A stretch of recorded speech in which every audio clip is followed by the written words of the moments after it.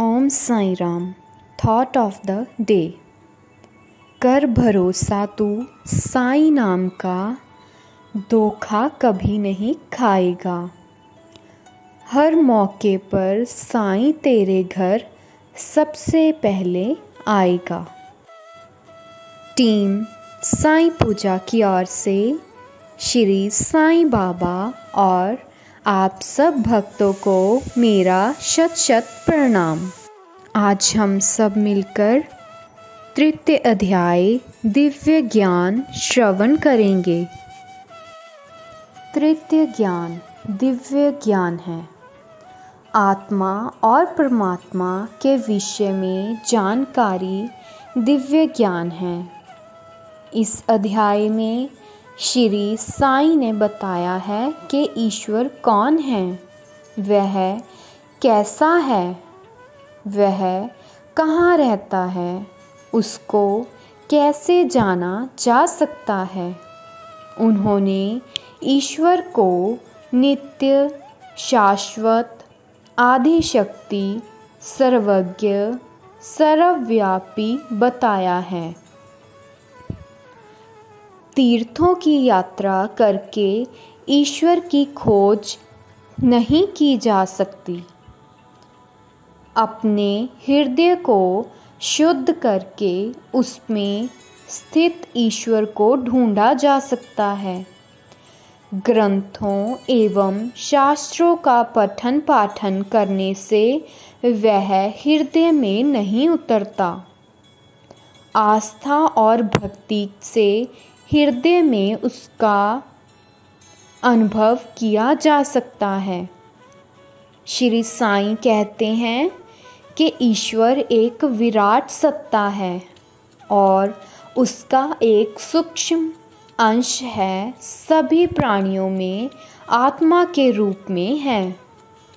ईश्वर हर प्राणी में व्याप्त है।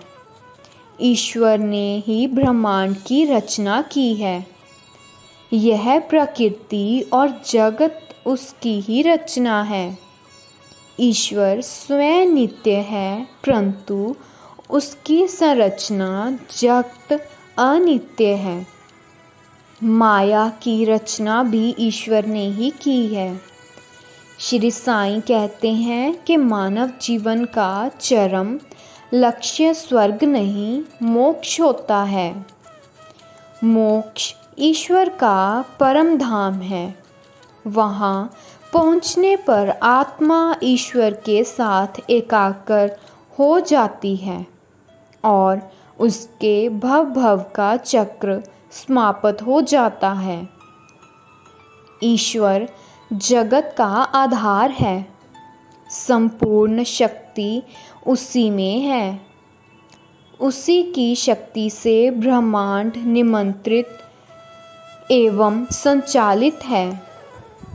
उसकी ही शक्ति से जगत का पालन पोषण होता है।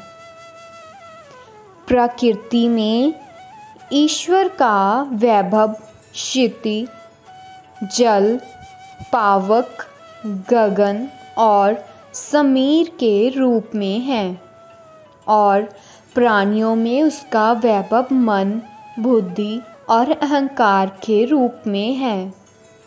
इसे ईश्वर की अष्टधा प्रकृति या स्वरूप कहते हैं। ईश्वर जगत के सभी कारणों का कारण है। वह अनाम, अरूप एवं निराकार है। ईश्वर का वैभव देखा जा सकता है, परंतु ईश्वर का स्वरूप देख पाना संभव नहीं, क्योंकि वह अपना स्वरूप कभी प्रकट नहीं करता। वह शुद्ध ज्ञान रूप एवं आनंद रूप है। ईश्वर पूज्य है, वंदनीय है। उसके स्वरूप की मूर्ति हृदय में बसाने के योग्य है। यह संसार ईश्वर की व्यवस्था के अंतर्गत चलता है।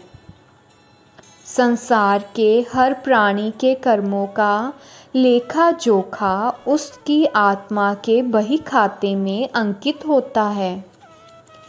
कर्मों के अनुसार फल की व्यवस्था है। कर्मों के अनुसार अगले जन्म का प्रावधान है। जीवधारी में क्षण क्षण परिवर्तन होता रहता है। इस क्षण को नूतन है, वह अगले क्षण पुरातन हो जाता है। ईश्वर में आस्था रखने से ईश्वर ज्ञान का प्रकाश देता है। आस्था ना रखने वाला विशाल नदी में भी प्यासा रह जाता है।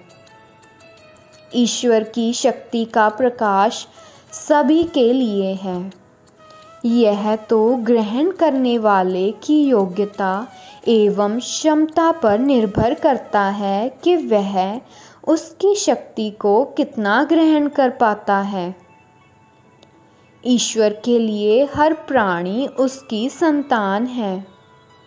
वह संतान के बीच भेदभाव नहीं करता, पक्षपात नहीं करता। जगत में माया व्याप्त है। माया भी ईश्वर ने ही रची है। माया का स्वरूप मोहक और आकर्षक है। यह दिखती कुछ और है, होती कुछ और ही है। यह भ्रम पैदा करती है। यह सूखे रेगिस्तान में भी बहती हुई नदी का आकार ले लेती है। जो प्राणी माया से जितना अधिक आकृष्ट होता है, वह उसके मोहक जाल में उतना ही अधिक फंसता है। माया अज्ञान की उपज है। माया ज्ञान के शुद्ध जल को कोई की तरह ढक देती है। माया के कारण ही प्राणी संसार में दुख पाता है। माया प्राणी को सुख की झलक दिखाती है, परंतु उसके भीतर भी दुख ही रहता है। माया प्राणी के अस्तित्व मैं कौन हूँ को भी विस्मृत करा देती है। ईश्वर ही प्राणी को माया के बंधन से मुक्त कराने में सहायता करता है। माया के जाल से मुक्त होने पर ही व्यक्ति ईश्वर का साक्षात्कार कर सकता है, मुक्ति पा सकता है। ओम साईं राम। आप सबसे मेरी प्रार्थना है, कृपया साईं पूजा चैनल से जुड़े रहें, क्योंकि कल हम लेकर आ रहे हैं चतुर्थ अध्याय भगवत भक्ति। तृतीय अध्याय मेरे साथ श्रवण करने के लिए आप सबका साईं पूजा टीम की तरफ से बहुत बहुत धन्यवाद। ओम साईं राम। जय साईं राम।